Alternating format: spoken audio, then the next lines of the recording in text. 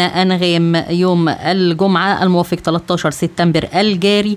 حفل أقيم على مسرح عبادي الجوهر أرينا في جدة بالمملكة العربية السعودية. أهلا بكم في قناة أخبار الفنانين مع إيمي. من فضلكم لايك واشتراك في القناة دعما منكم لقناتنا. أحيت الفنانة الجميلة أنغام حفلها الأول بعد إصدار ألبومها الجديد ما تيجي نسيب مساء الجمعة 13 سبتمبر الجاري ضمن فعاليات موسم جدة. وظهرت أنغام بفستانين في الحفل الأول، والفقرة الأولى جاء بالفستان باللون الأبيض بلا أكمام، وفي الفقرة الثانية ظهرت أنغام بفستان أصفر بكتف واحد وان شولدر مطرز بفروع شجر بألوان مختلفة.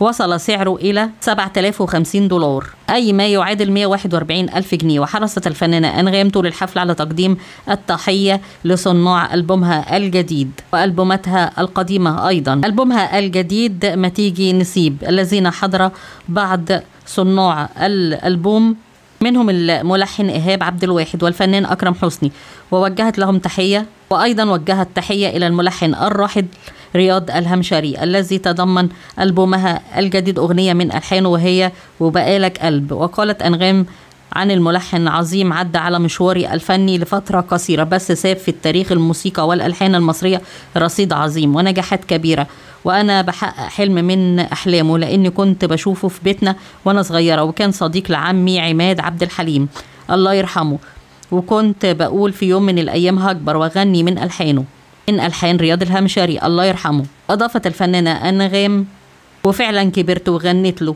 وبعت لي نظرة وما جابش سيرتي وبتحبها ولا بتفكرك بيا، وأغنية وبقالك قلب حيت جمهورها الموجود في الحفل. نورتوني بوجود